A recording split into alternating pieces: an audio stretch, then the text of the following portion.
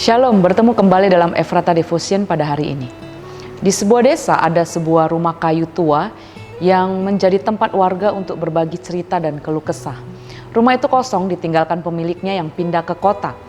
Anehnya setiap orang yang masuk ke sana sendirian duduk sejenak lalu keluar dengan wajah lebih tenang. Tidak ada yang tahu pasti kenapa, tidak ada yang melihat siapa-siapa di dalam. Tapi hasilnya nyata, orang-orang pulang dengan pikiran yang lebih jernih. Sampai suatu hari seorang pemuda dari desa seberang yang mendengar kabar ini penasaran. Ia pun pergi ke desa itu dan mencoba masuk ke dalam rumah kayu tua itu.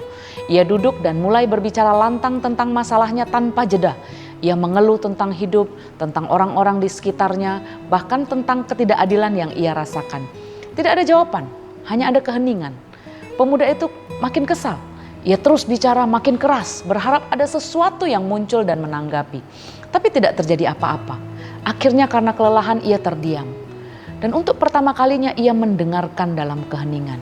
Ia mulai mendengar suaranya sendiri seperti peristiwa yang diulang dalam pikirannya.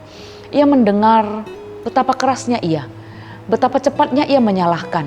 Tidak ada waktu berhenti untuk memahami.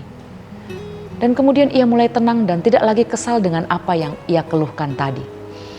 Beberapa menit berlalu, pemuda itu berdiri dan keluar. Di luar ia hanya berkata, "Sekarang aku tahu kenapa rumah ini membantu orang." Sejak itu rumah itu menjadi makin dikenal sebagai tempat bukan untuk bicara, tapi untuk mendengar.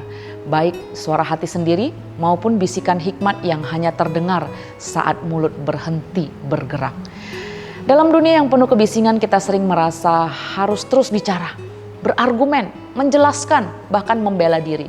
Kita ingin suara kita didengar, pikiran kita dimengerti, dan masalah kita segera dijawab.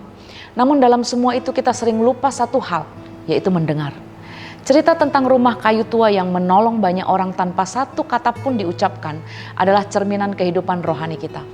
Banyak kali kita datang kepada Tuhan hanya untuk bicara dan mengeluh, tapi lupa diam untuk mendengarkannya.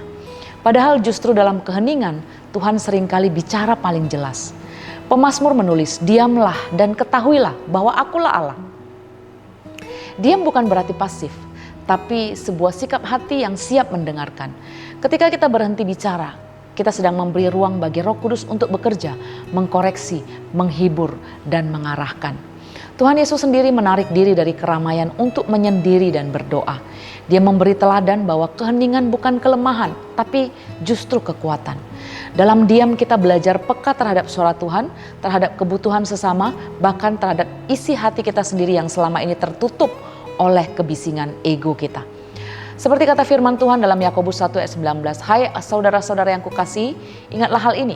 Setiap orang hendaklah cepat untuk mendengar, tetapi lambat untuk berkata-kata dan juga lambat untuk marah."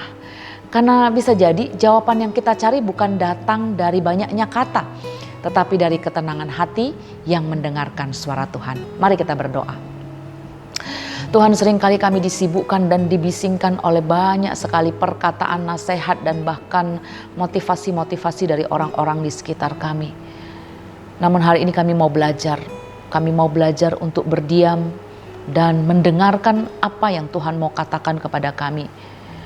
Ajar kami Tuhan untuk bisa mengambil waktu untuk berdiam diri di hadapan Tuhan, mengingat apa yang sudah terjadi, belajar mengevaluasi, dan bahkan juga mendengarkan suara Tuhan.